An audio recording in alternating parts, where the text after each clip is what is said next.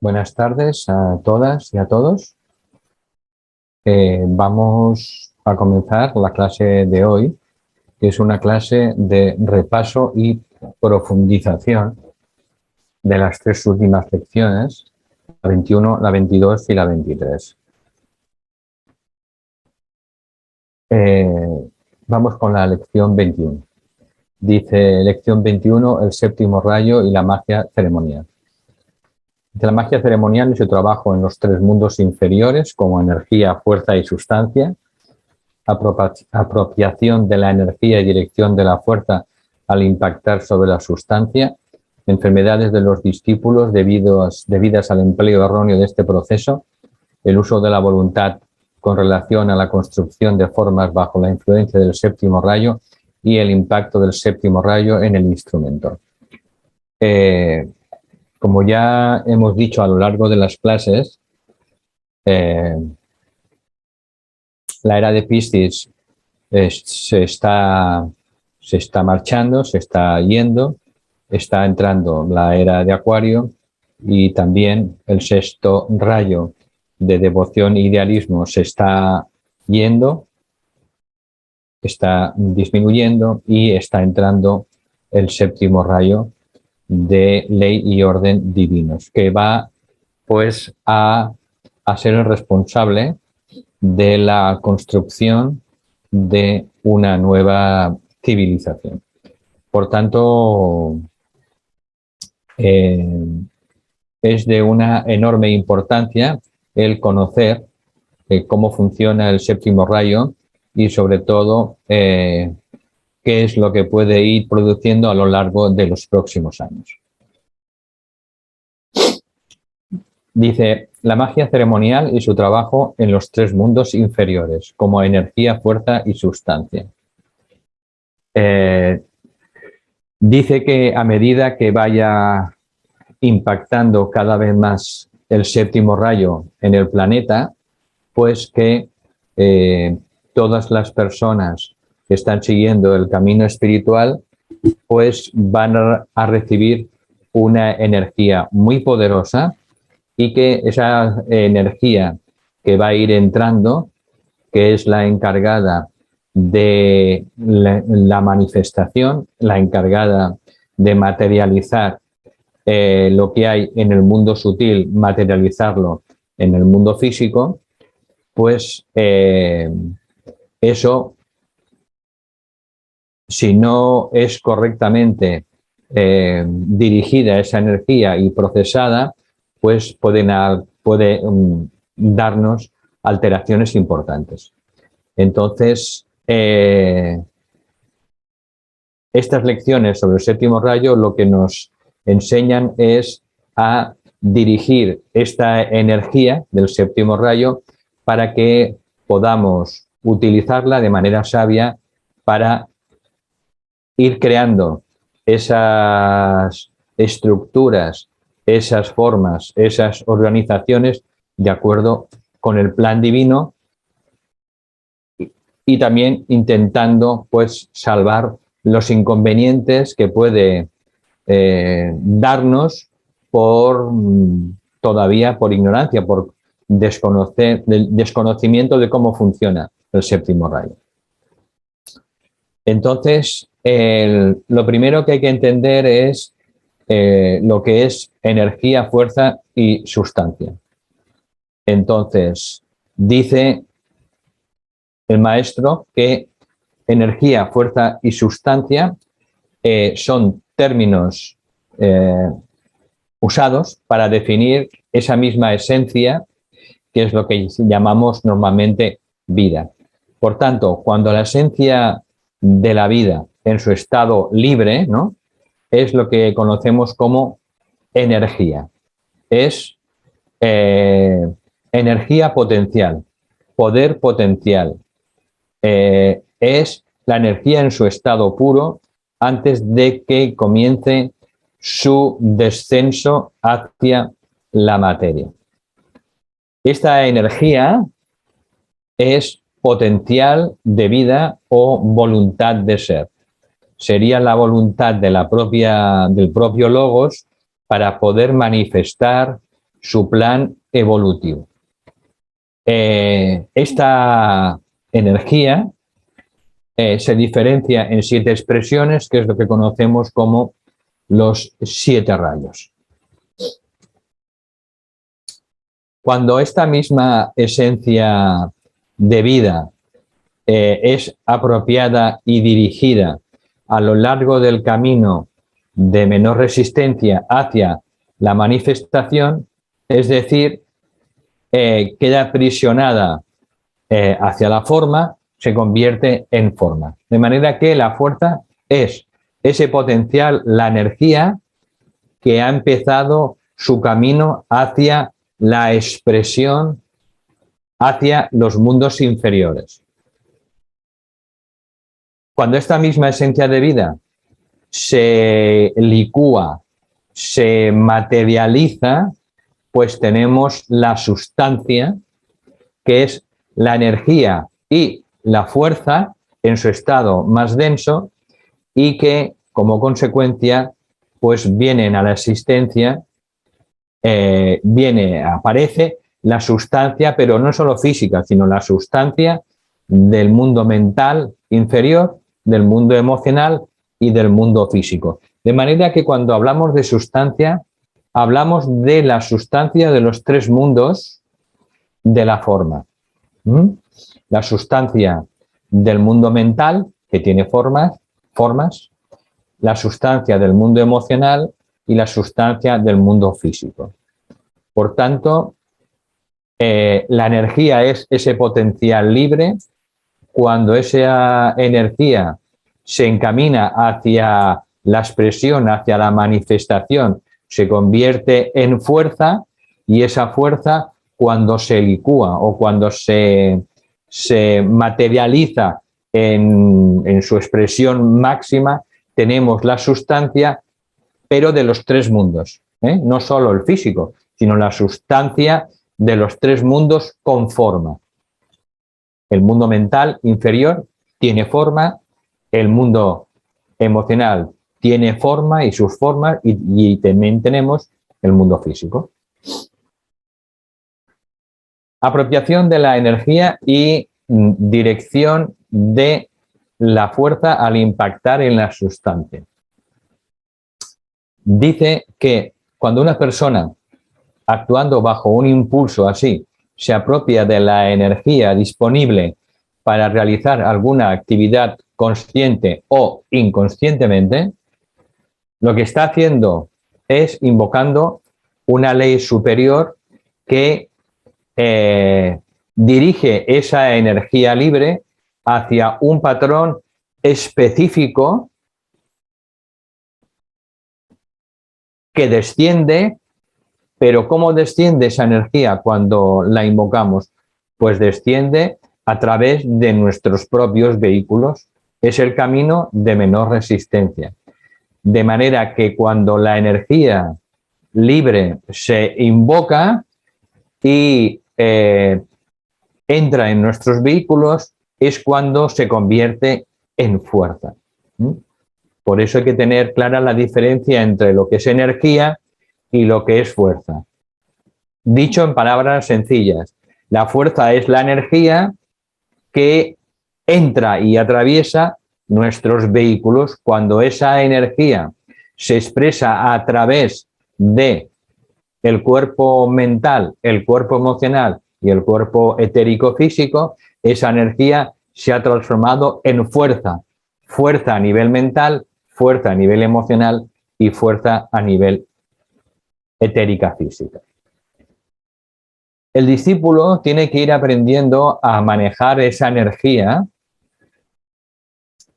a través de lo que se llama la utilización del tercer ojo. Es el centro entre las cejas. Este centro tiene una gran importancia en el trabajo de la magia ceremonial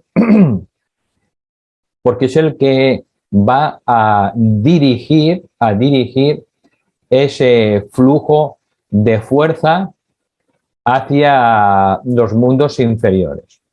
Por tanto, el discípulo tiene que ir aprendiendo a utilizar el tercer ojo y esencialmente a través del trabajo de visualización.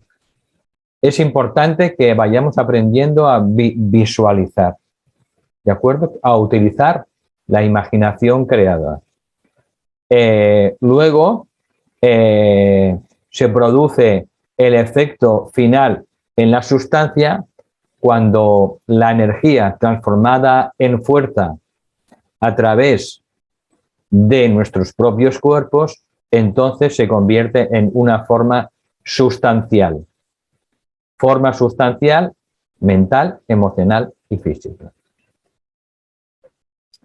Esto conlleva algunos problemas, sobre todo al principio del camino del probacionista. ¿Por qué? Porque el probacionista medio, cuando comienza, pues tiene contradicciones, tiene conflictos, está sujeto a los pares de opuestos.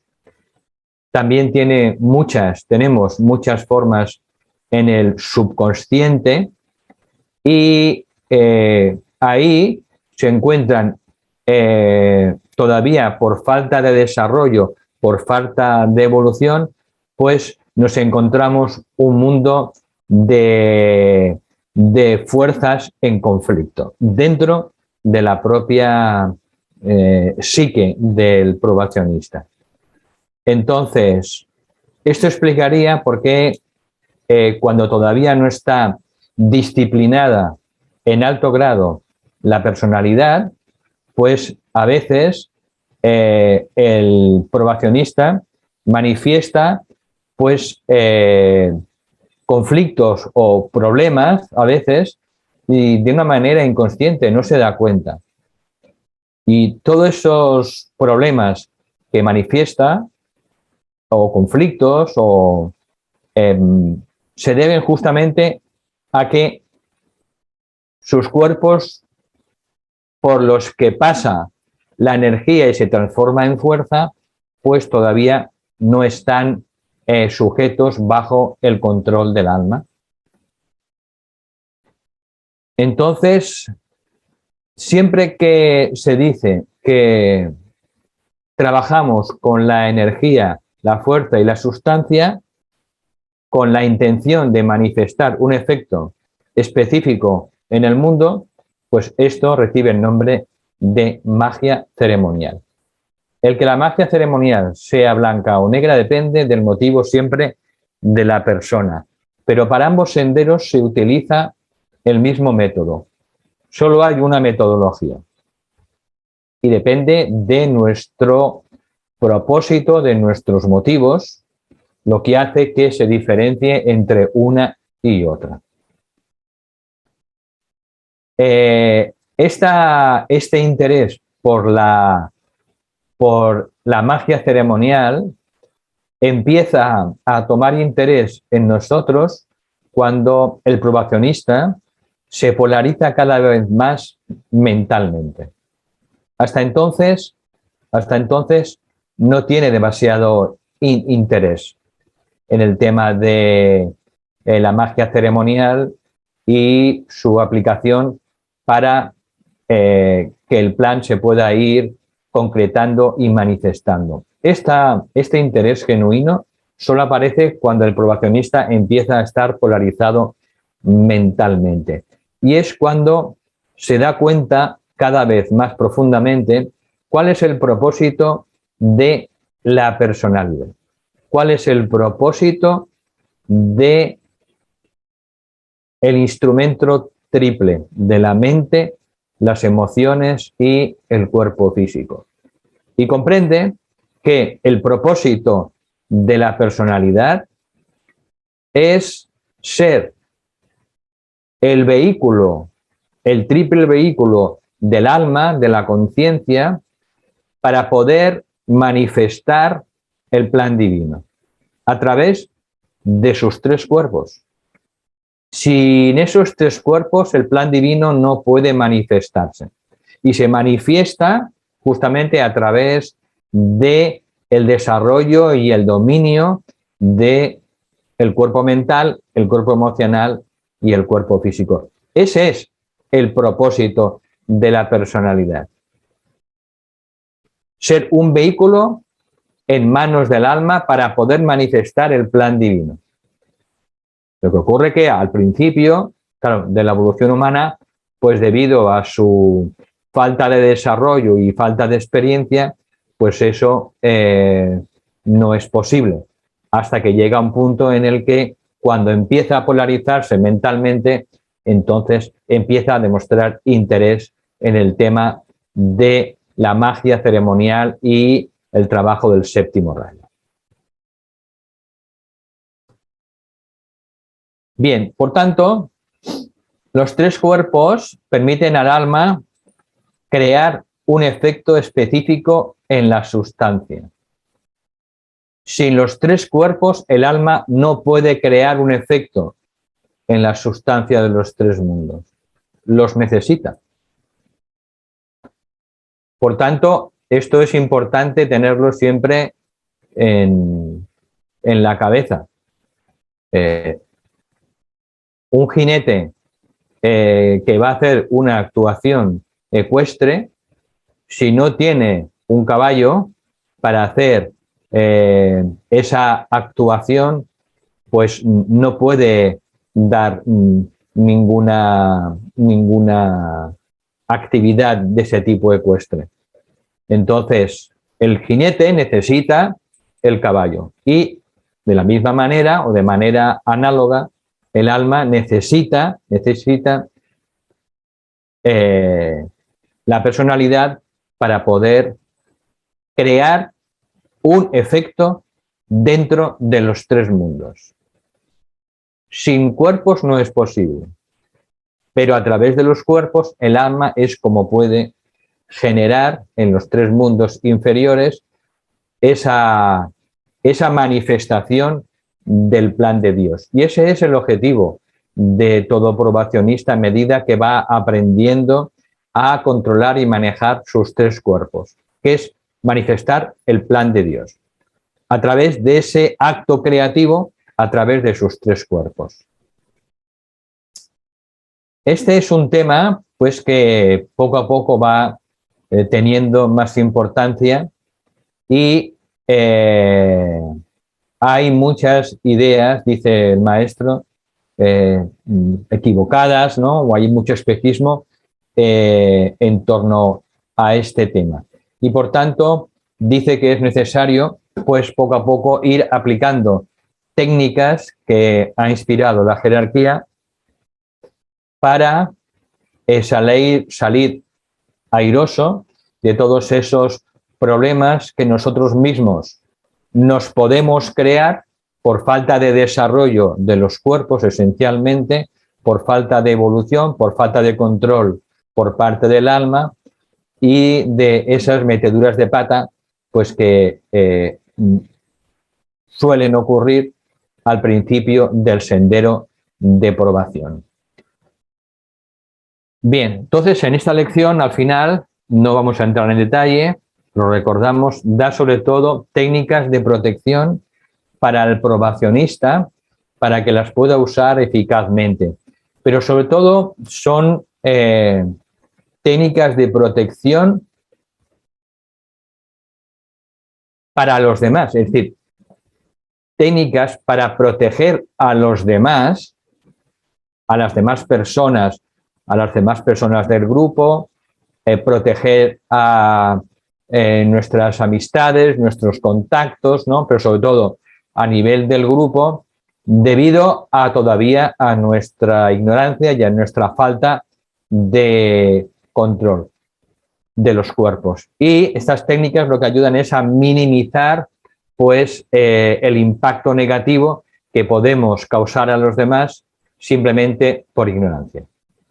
Entonces, da 4 técnicas. La primera la llama inofensividad en el medio ambiente, porque como todavía los cuerpos no están controlados, principalmente el cuerpo emocional, pues esas reacciones emocionales pues pueden causar problemas y turbulencias en las personas que tenemos en nuestro alrededor.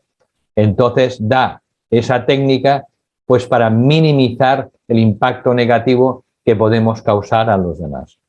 Luego también da una técnica cuando vayamos a desarrollar un plan de actividad en beneficio del plan divino, un proyecto de tipo espiritual, un proyecto social, que cualquier trabajo pues necesita que esté bien orientado y sobre todo que sea un proyecto que tenga luz. Entonces da esta segunda técnica para formular cualquier plan de actividad de servicio. Luego da una tercera técnica que es cuando enseñemos, cuando emitamos conceptos sobre la sabiduría, sobre la verdad en los niveles mentales y que de esa manera intentemos minimizar que podamos cometer errores que luego puedan causar desviaciones o puedan causar, digamos, problemas mentales en los demás por falta de claridad y lucidez. Y por último, la cuarta técnica es una invocación de la divina voluntad de nuestra alma para condicionar el impacto áurico, y es una técnica sobre todo que tiene relación con la inofensividad, para que aprendamos a ser inofensivos en todo lo que hacemos durante el día y en la vida. Bien, este es el resumen de la lección 21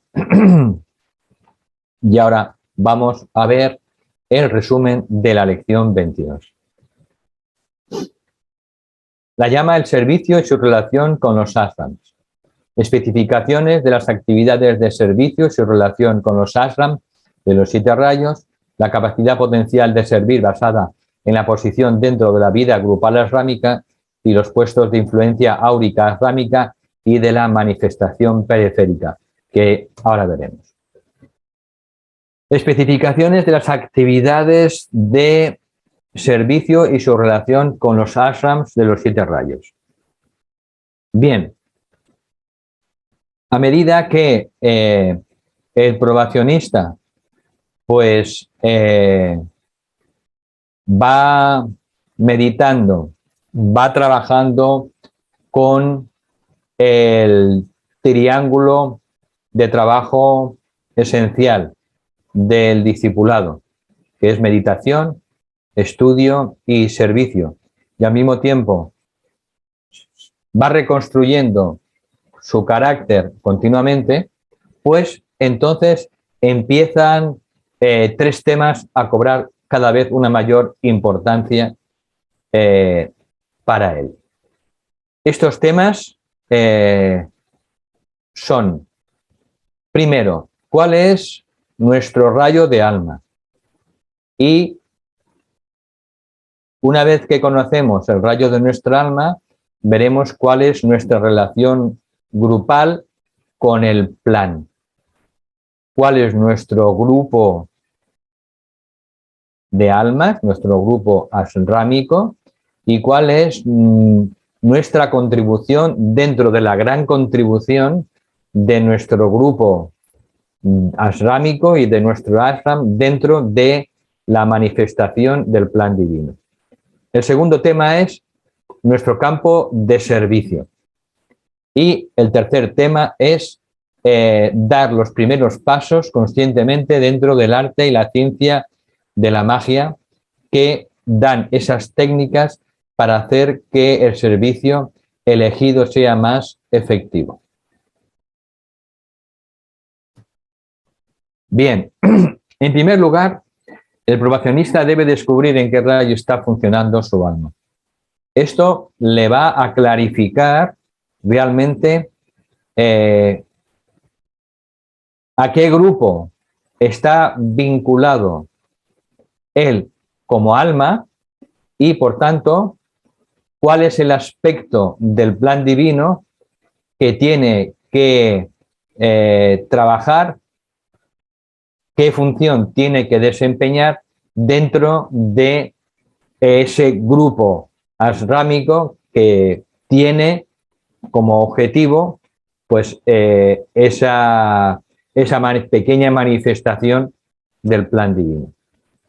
Estos grupos de rayo están relacionados evidentemente con los 7 rayos. Estos rayos de grupo pues trabajan, hay grupos del primer rayo, trabajan a través del gobierno y la política, luego el segundo rayo a través de la educación y específicamente de la enseñanza de la sabiduría, también de sanación.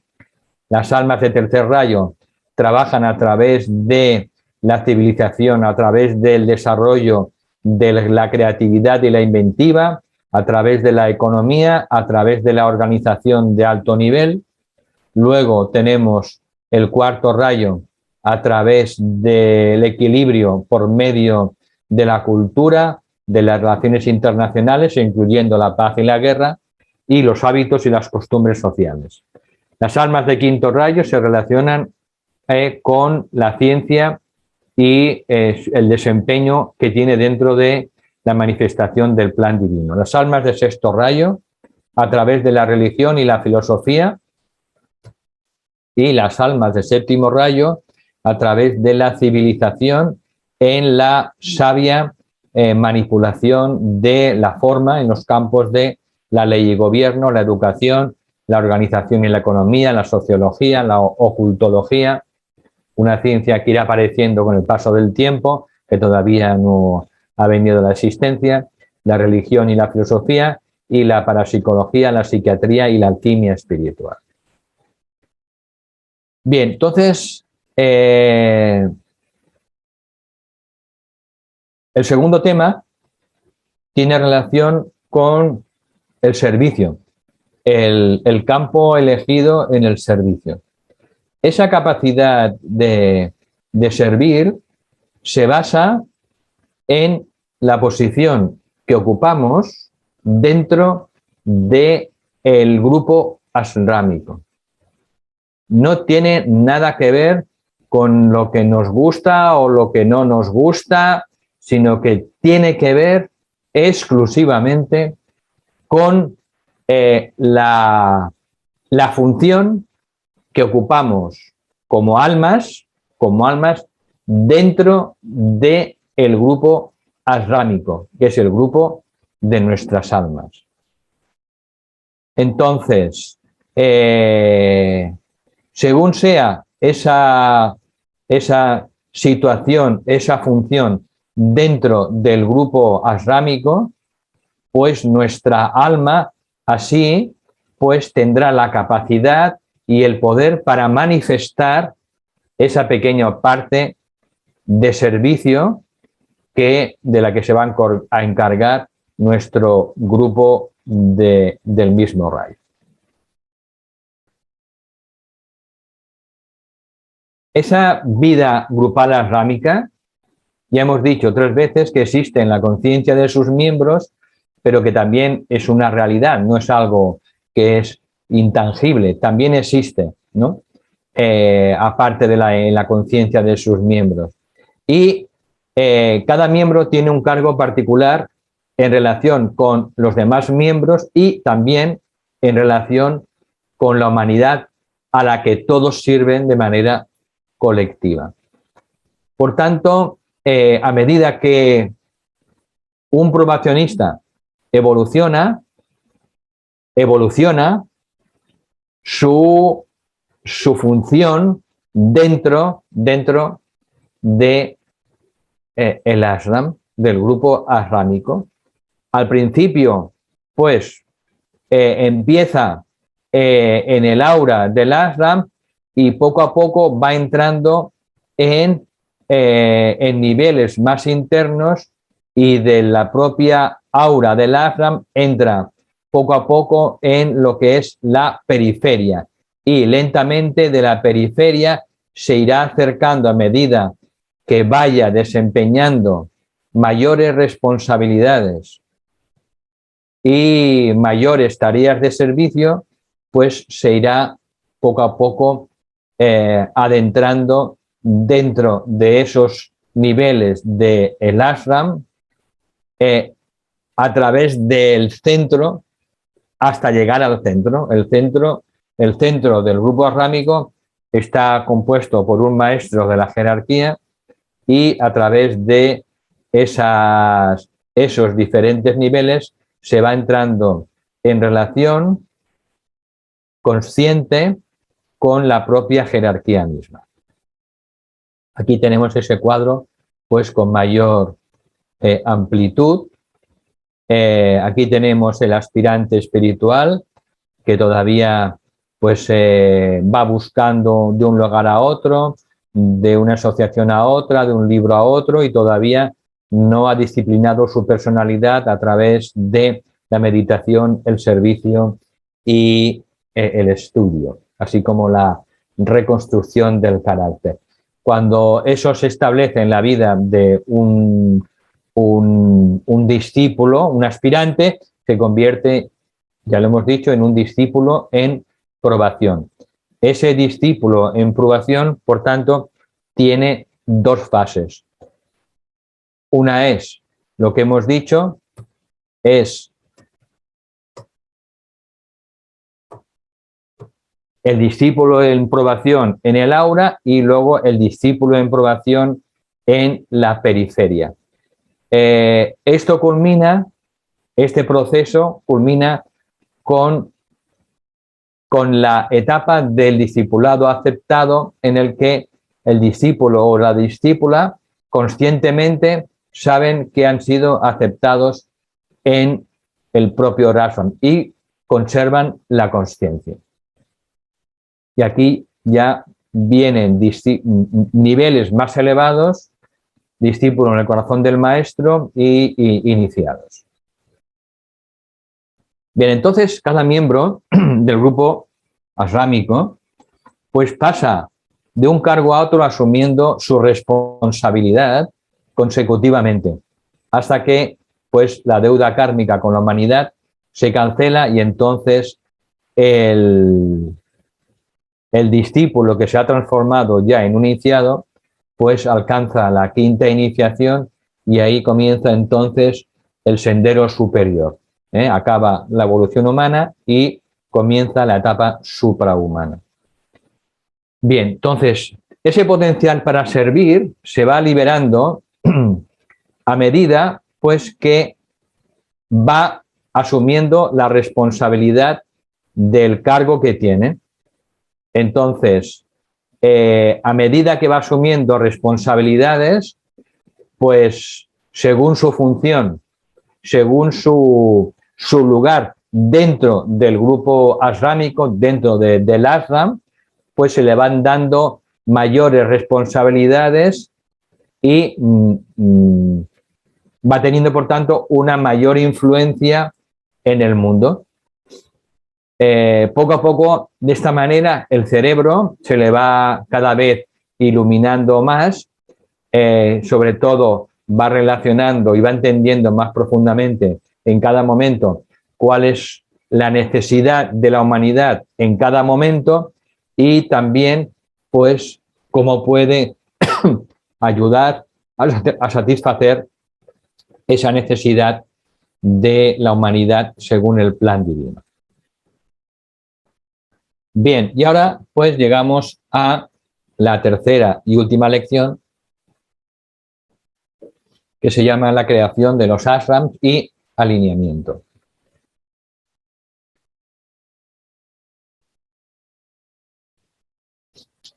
Comienza la lección pues con los epígrafes, la aparición del logos planetario en tiempo y espacio, el nacimiento de los 7 reinos, el nacimiento de los ashrams, el nacimiento de la humanidad y el proceso evolutivo de identificación y el papel y el uso del alineamiento a la hora de determinar el rayo del alma.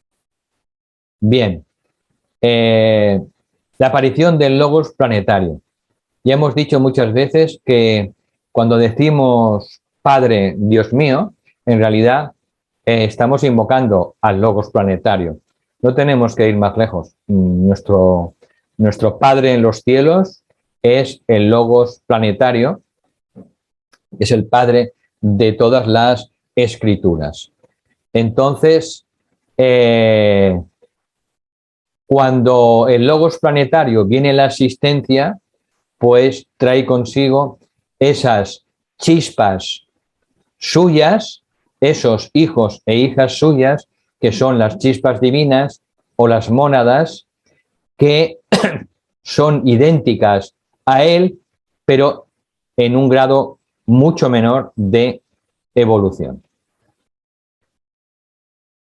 Entonces,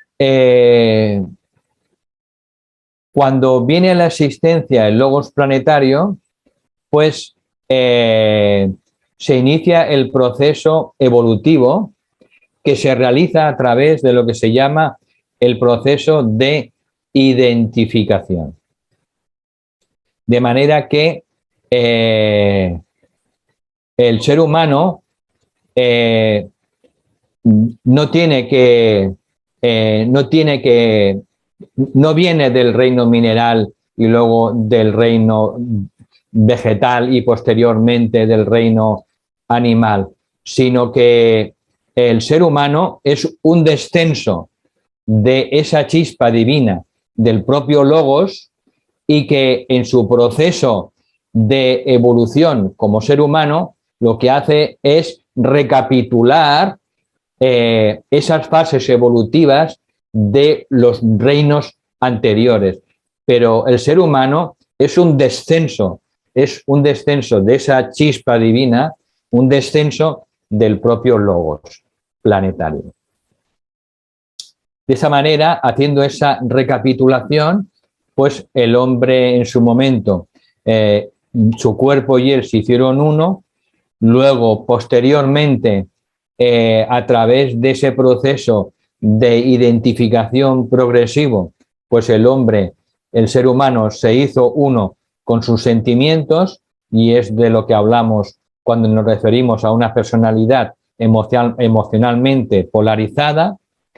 Y ese proceso de identificación, que es el proceso básico por el que evolucionamos, pues continúa y la chispa divina se identifica posteriormente con la vida del pensamiento, haciéndose cada vez más mental, y esos aspectos que ya ha integrado del mineral, la conciencia vegetal y la conciencia animal son integrados en una unidad donde puede empezar ya el ser humano puede empezar a identificarse como un alma.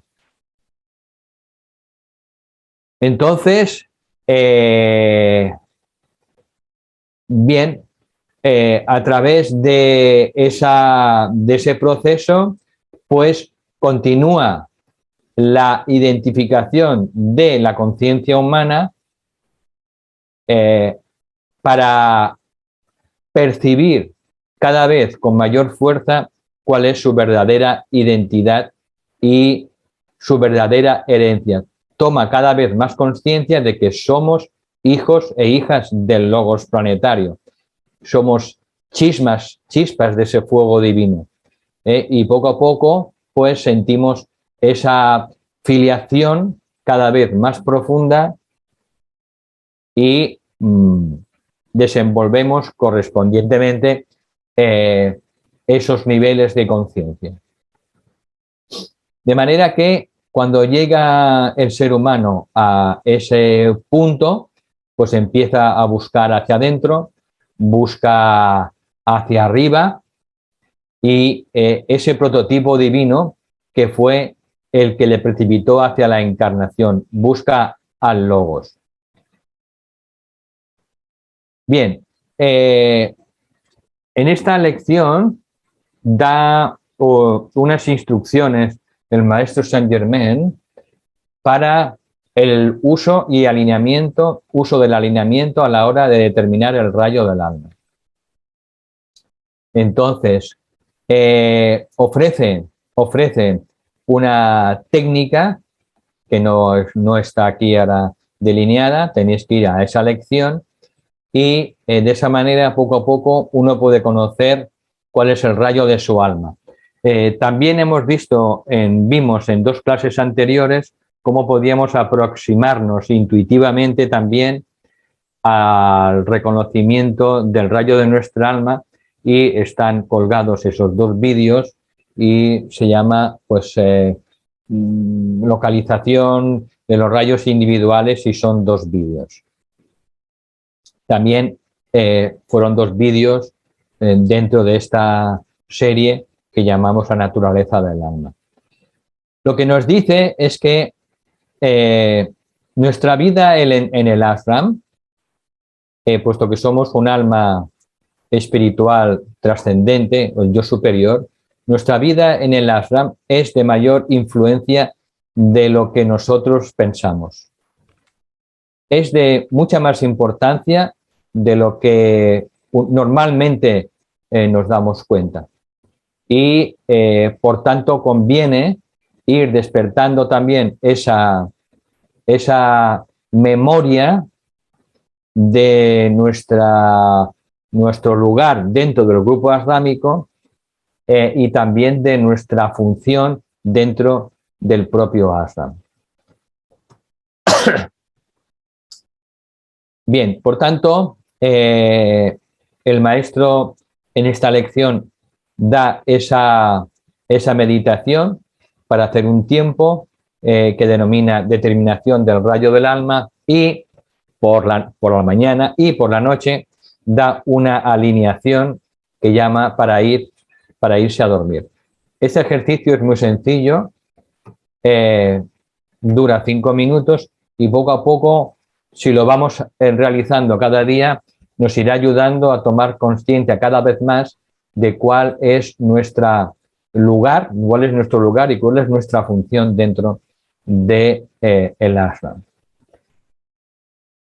Dice que, claro, el éxito dependerá del uso de estas dos técnicas, dependiendo del grado de aspiración, que esté correctamente motivada, depende de la perseveración en las formas de meditación que realizamos, y también depende del grado de la fuerza invocadora que hemos desarrollado por medio de la aplicación de la verdad tal como la hemos conocido. Esta técnica de meditación es una técnica de meditación avanzada, es una técnica de meditación sin forma, y está al final de la lección 23. Y la alineación para ir a dormir, que es una visualización corta, pues es un ejercicio que puede usarse cada noche al retirarnos a dormir. Y sugiere que cada estudiante pues intente realizarla, si así lo siente, para ir obteniendo cada vez más esa memoria de lo que hacemos durante la noche en el grupo ashrámico. Bien, aquí pues, como siempre, recomendamos a las personas que se lean previamente las lecciones antes de comentarlas aquí en grupo, y por eso pues seguimos aconsejando el estudio de los capítulos previamente en casa.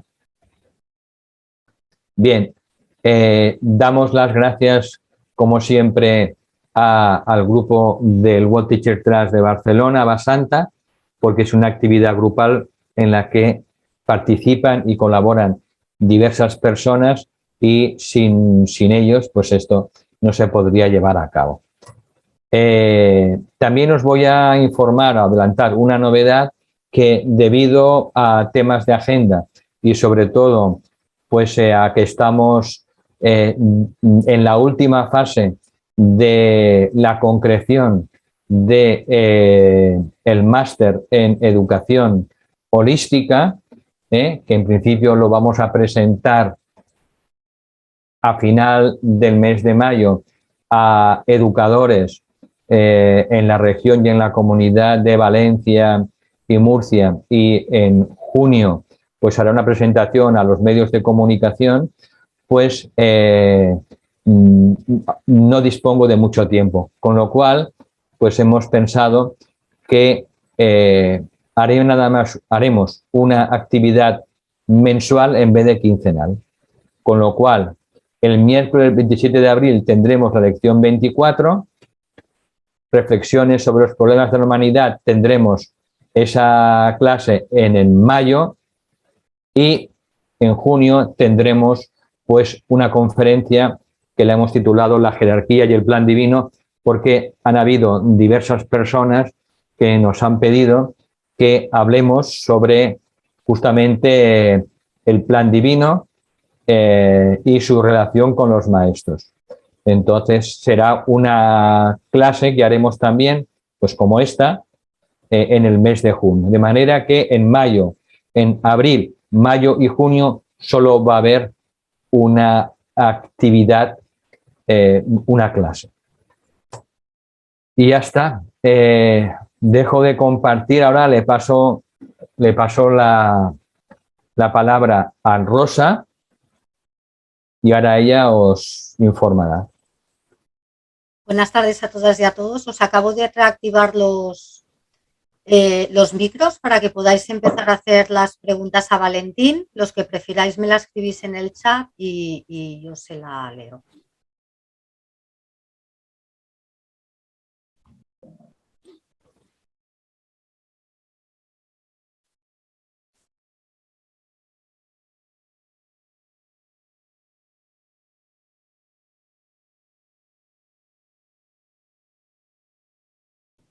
Creo que Silvia Montero. Sí.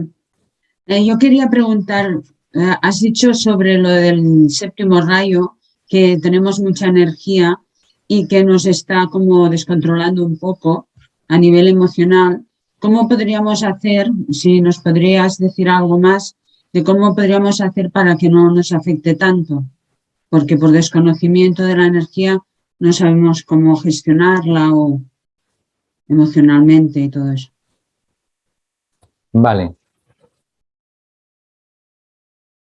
El séptimo rayo lo que produce es que sea muy fácil que lo que pensamos, sentimos y hablamos se manifieste. Es una energía que hace que lo que hay en la conciencia a nivel de consciente o inconsciente, eso se manifieste de una manera rápida y a veces instantánea. Esa es la fuerza del séptimo rayo. Recordar que el séptimo rayo es el complementario del primer rayo de voluntad o poder. De manera que el primer rayo de voluntad o poder de Dios raramente se manifiesta y que lo hace cuando se manifiesta a través del séptimo rayo. Por tanto, el séptimo rayo es un rayo sobre todo de poder. Causa la materialización y la manifestación de lo que hay en la conciencia, en la mente. De manera que la única manera de trabajar gradualmente de una manera sabia con el séptimo rayo es pulir y trabajar lo más posible con nuestros cuerpos. Es aplicar lo que han dicho todos los maestros y todas las tradiciones en la purificación de los cuerpos. Trabajar y purificar el cuerpo físico, etérico, trabajar y purificar el cuerpo emocional y trabajar y purificar el cuerpo mental. ¿Por qué? Porque todos los problemas van a venir por la falta de control de esos cuerpos. Porque cuando viene la energía del séptimo rayo, esa energía atraviesa nuestros cuerpos para poderse manifestar. La energía del séptimo rayo, como los demás, no se manifiesta así como así de cualquier manera, se manifiesta a través y únicamente de nuestros cuerpos, transformándose en fuerza, es lo que hemos dicho, energía, potencial libre, y cuando se manifiesta a través de los cuerpos se convierte en fuerza. Por eso cuando dice la gente, oh, es que tengo un bloqueo energético o tengo bloqueos energéticos, eso no existe. No existen los bloqueos energéticos, porque la energía es potencial libre. Lo que existe son bloqueos de fuerza. Bloqueos en la fuerza debido a nuestros cuerpos. Por eso la única manera de trabajar en esta nueva era de una manera sabia e inteligente es poner la máxima atención en el cultivo de unos cuerpos pues lo más purificados posibles y que poco a poco procuremos que estén pues el mayor tiempo posible bajo el control de nuestra alma, de nuestra conciencia. Esa es la solución. Pero como eso no se hace de un día para otro, por eso el maestro ha dado esas 4 técnicas que están en la primera lección, pues para que no nos hagamos daño nosotros, pero sobre todo que no hagamos daño a los demás. Esa es su principal preocupación, que no hagamos daños a los demás por ignorancia y por falta de control de los cuerpos. Entonces, por eso el énfasis que ha dado en esas 4 técnicas, en la inofensividad, el énfasis que ha puesto en la de cuando enseñamos, pues siempre antes invocar esa energía de luz y del propio ashram para que no podamos cometer errores y equivocar y desviar a los demás por ignorancia. Y ha puesto en las 4 técnicas que da el maestro la máxima importancia, sobre todo para que no podamos dañar a los demás. ¿Por qué? Porque, entre otras cosas, cuando tenemos determinadas emociones que no están controladas bajo el alma, pues, y esas emociones se expresan, pues pueden ser utilizadas por las otras fuerzas para dañar al grupo. Nos convertimos inconscientemente en instrumentos de las fuerzas del otro lado. Por eso, todo el énfasis que pone el maestro es sobre todo en procurar neutralizar por falta de ignorancia y falta de control de los cuerpos, que procuremos sobre todo no dañar a los demás. Y por eso nos da esas 4 técnicas de protección. Pero para los demás sobre todo. Porque siguiendo los pasos, ¿no?, que nos han dado todos los maestros, pues es muy raro, ¿no?, que nosotros seamos ataques del otro lado. Es muy raro, pero es que sí, muchas veces por nuestras propias, sobre todo, emociones desbocadas, pues nos podamos convertir en instrumentos inconscientes para dañar al grupo. Al grupo humano. O al grupo... Al grupo, al grupo espiritual, al grupo al que estamos afiliados y al grupo ashrámico. Es decir, al grupo. Sí, sí, sí. Por eso tenemos una gran responsabilidad en relación con nuestros hermanos de grupo. Hablo de grupo al que pertenecemos. ¿Por qué? Porque siempre las otras fuerzas están intentando pues crear disensión, crear división, crear dudas, etcétera, etcétera. Y eso se puede llevar a cabo pues a través simplemente de nuestras de algunas emociones desbocadas en un momento dado. Entonces, de ahí es el gran dilema del probacionista, que de repente pues empieza a recibir energías del séptimo rayo las recibe de una manera mucho más poderosa que el resto de la humanidad, porque está más evolucionado, porque es más sensible, porque está más receptivo, pero al mismo tiempo tiene unos cuerpos pues que todavía no están bajo el control total del alma. Y eso es nuestro problema. Y eso es lo que nos dice el maestro, que por eso nos da esas 4 técnicas para proteger sobre todo al grupo. De paso, protegernos también, pero sobre todo no dañar al grupo de una manera inconsciente. Cuando el discípulo ya se ha convertido en un discípulo aceptado, raramente ya tiene ese tipo de emociones desbocadas en un momento dado. Siempre está en su centro. Es una persona que está normalmente alineada y raramente puede haber algún acontecimiento externo que pueda sacarlo de su centro. Es muy raro. Pero eso sí que le pasa a los probacionistas, que todavía pues están ahí, aunque estén sometiendo su personalidad a esa disciplina, a la meditación, al servicio diario y al estudio y al carácter, ¿no? Pero todavía no han logrado un gran nivel de perfección. Y de aquí vienen los problemas. Entonces, por eso nos da esas técnicas para proteger a los demás de nuestra propia falta de evolución o de ignorancia.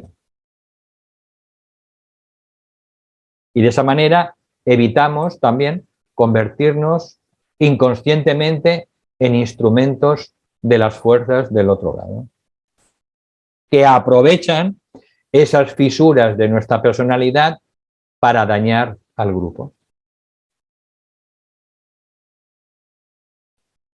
Por eso, el triángulo básico en el trabajo grupal, pues siempre es el mismo, es unidad grupal, meditación grupal y servicio grupal. Y todo comienza con la unidad de grupo. Por eso es fundamental siempre en un grupo espiritual, en un grupo esotérico, pues trabajar siempre por la unidad y estar siempre permanentemente atentos que no hayan palabras de crítica, palabras de desunión, palabras de sospecha, palabras de duda, porque por ahí es por donde trabajan las otras fuerzas. Y es lo primero que se tiene que hacer siempre en un grupo. Trabajar incansablemente por la unidad de grupo. ¿Y cómo se hace eso? Pues teniendo siempre un pensamiento amoroso, teniendo siempre inofensividad, teniendo siempre el corazón abierto, ¿no? Y entendiendo pues que en un grupo pues todos podemos equivocarnos en un momento dado y que no podemos tirar la piedra nosotros porque tendríamos que ver antes la viga en nuestro ojo. Por eso tenemos que tener siempre en mente lo que es la unidad de grupo y siempre reforzar la unidad de grupo, pensando pues por el bien del grupo. Entonces, esos son los 3 ejes de todo trabajo verdaderamente grupal de la nueva era. Unidad de grupo, meditación de grupo y finalmente, pues eso se manifiesta en un servicio de grupo. Y así es como ese grupo, pues cada vez va teniendo un mayor impacto en el servicio al plan divino y al mismo tiempo la jerarquía lo va utilizando cada vez más para desarrollar y manifestar el plan de Dios. Por tanto, el trabajo está en nuestra mano y es lo que sabemos de memoria y que tenemos que incansablemente pues practicar y practicar pues las 24 horas, especialmente la inofensividad. En pensamiento, en palabras, en emociones y en actos. Sí. ¿Se puede? Luis, sí, adelante. Hola, buenas tardes a todos. Hola. Es que me ha sorprendido un poco el orden en el que establecías la relación entre la evolución de los cuerpos y la recepción de energías de séptimo rayo. No sé por qué, yo siempre había pensado que las energías de séptimo rayo estaban, digamos, se podían recibir en su caso en función de la evolución de los tres cuerpos. No que las energías del séptimo rayo avanzaran sobre un ser humano independientemente de cuál fuera la evolución de sus cuerpos. Y, o sea, me parecía que lo lógico desde la ignorancia debería ser al revés, es decir, que a medida que los tres cuerpos se van haciendo más sutiles, más evolucionados y más controlados, se es una antena más preparada para recibir de forma ordenada esa energía del séptimo rayo de manifestación, ¿no? Por eso me ha sorprendido cuando has dicho que podía haber una colisión, un pequeño caos entre la recepción de la energía del séptimo rayo para manifestar o materializar, y los cuerpos no estuvieran todavía lo suficientemente evolucionados como para gestionar esa energía. Sí, vamos a ver.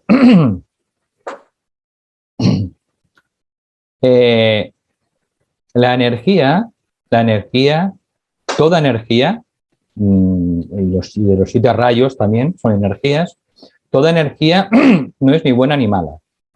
Toda energía lo que hace es estimular ciertas áreas de la conciencia. El mensaje o el propósito de la energía del séptimo rayo simplemente es otorgar la capacidad de manifestar rápidamente todo lo que hay en la conciencia y que aparezca en forma sustancial. Eso es la cualidad del séptimo rayo. Si esa capacidad que otorga el séptimo rayo pues se utiliza de una manera positiva para el plan divino, pues tenemos un trabajo de magia blanca. Si ese mismo trabajo se utiliza, esa energía se utiliza pues con otros fines, pues tenemos otro tipo de magia.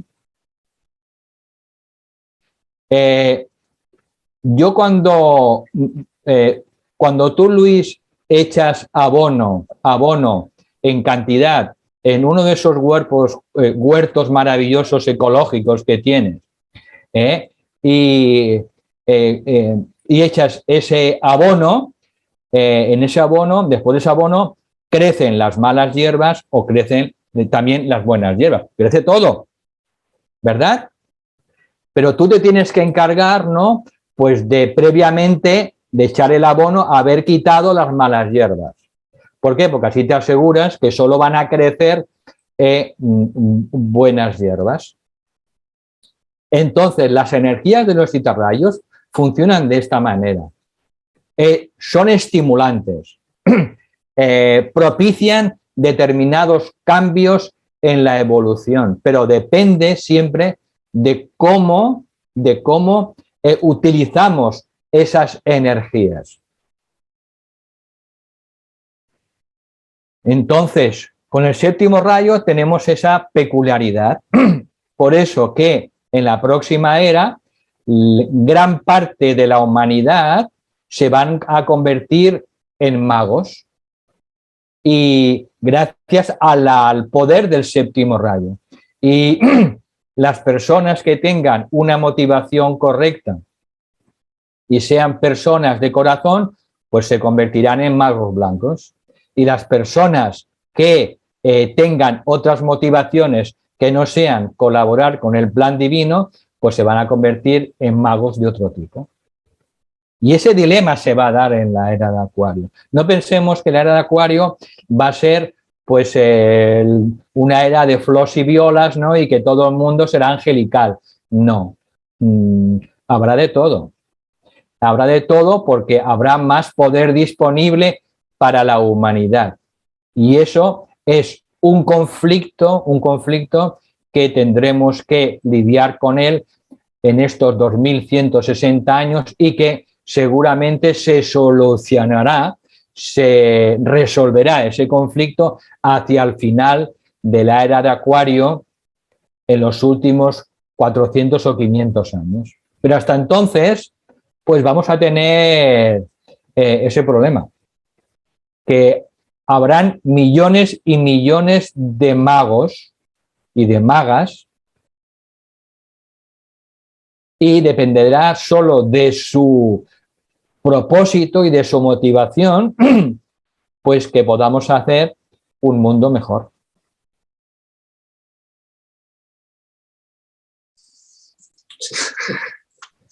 Sí, no sé si... Gracias. La interpretación que yo hacía era muy similar a la tuya, pero le daba otra significación. Es decir, el abono es la energía del séptimo rayo y si no he quitado las hierbas, no tiro abono. Por lo tanto, si yo no he hecho mis cuerpos más sutiles, no recibo abono, no recibo energía del séptimo rayo. Esta es la interpretación que yo le daba tomando tu ejemplo, ¿no? Lo que pasa es que, tal y como lo expresas, la energía se manifiesta independientemente de que haya malas hierbas o no. Sí. Hierbas, ¿no? El abono se va a tirar a carros, a camiones. Por eso. Y por eso todo el énfasis que se está poniendo ya desde 1875 con la aparición de Blavatsky en que la humanidad tiene que hacer un trabajo espiritual. ¿Por qué el primer objetivo de la Sociedad Teosófica fue justamente formar un núcleo de fraternidad universal, sin distinción de raza, credo, sexo, casta o color? ¿Por qué? Porque en la era de Acuario lo primero es trabajar por la unidad, trabajar por la familia humana, trabajar con todos los seres humanos como nuestros hermanos. ¿Por qué? Porque si no, pues esas personas que trabajen pues de otra manera, pues van a ser un grano en el trasero para una gran parte de la humanidad.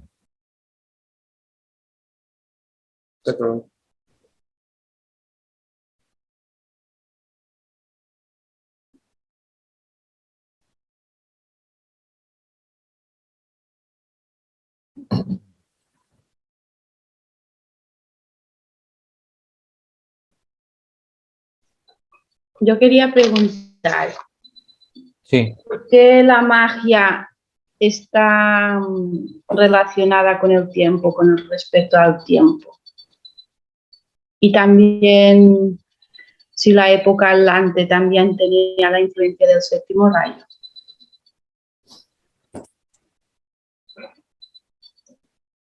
Bueno, a medida que la humanidad vaya avanzando en esta era de Acuario, irá penetrando poco a poco en los secretos de los ciclos del tiempo. Los ciclos del tiempo es uno de los secretos mejores guardados por la jerarquía y raramente lo enseñan, a no ser que sean realmente discípulas o discípulos pues, en el corazón del propio Aslan.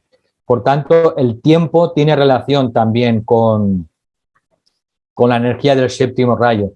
Y en otras civilizaciones, evidentemente, el séptimo rayo es cíclico, digamos, va viniendo cíclicamente a la humanidad. Y siempre que viene a la humanidad, porque los rayos entran y salen, recordar que solo pueden haber en manifestación 5 rayos simultáneamente, siempre hay 2 rayos ocultos, pues cuando viene ese séptimo rayo a la manifestación porque le toca en ese ciclo de tiempo, pues siempre produce lo mismo. Siempre produce lo mismo. Es decir, produce que hace que lo sutil se pueda manifestar físicamente. Hace que lo que hay en la conciencia se materialice finalmente en la materia física. Y eso se ha dado en todas las épocas. También el séptimo rayo lo que hace es que el velo entre lo sutil y lo denso desaparezca. Por eso, en esta nueva era, el maestro tibetano afirma que la humanidad vencerá definitivamente el miedo a la muerte. ¿Por qué? Porque habrán millones y millones de seres humanos que poseerán vista etérica y serán capaces de ver a los seres cuando abandonan el cuerpo en el momento de la muerte. El tema del espejismo de la muerte desaparecerá en esta nueva era. Y esto es gracias al séptimo rayo, porque lo que hace es unir lo invisible con lo visible, lo sutil con lo denso. Y también permite que lo que hay en la conciencia se manifieste de una manera rapidísima, casi instantánea, en el mundo físico. Ese es el poder creador de Dios, y los seres humanos, al ser hijos de Dios, tenemos ese poder creador. Pero ese poder creador hay que utilizarlo pues de manera positiva y constructiva, conociendo el plan de Dios y poniéndonos a trabajar bajo sus órdenes, y no utilizar ese poder del séptimo rayo pues para crear lo que le dé la gana a la personalidad. Y aquí la importancia del discipulado y de todo el trabajo y el énfasis que está poniendo la jerarquía desde finales del siglo XIX para que los seres humanos pues se transformen realmente en discípulas y en discípulos, no en otras cosas.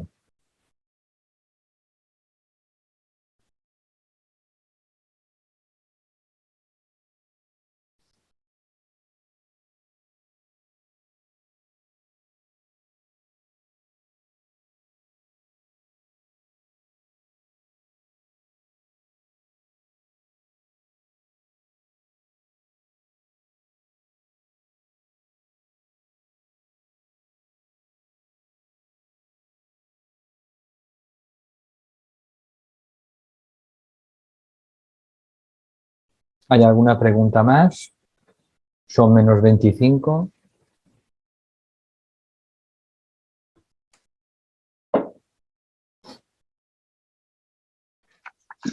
Valentín, ¿podríais repetir las fechas de mayo y abril? Por favor. Las fechas de mayo y abril. A ver, vamos a ver. ¿Las digo yo, Valentín? ¿Sí, las tienes ahí? Sí, las tengo aquí. Vale. Pepa, Sí. la próxima lección de la naturaleza del alma será el 27 de abril. Y luego las dos conferencias el 25 de mayo y el 22 de junio. Perfecto, muchas gracias. De todas maneras, en el PDF que siempre enviamos de la clase de hoy, por eso he puesto las 3 últimas diapositivas que corresponden cada una a esa clase y cada una tiene su fecha, ¿eh? Por eso últimamente lo hago. Y en el PDF encontraréis también las 3 fechas de las 3 clases. Perfecto, muchas gracias. A ti.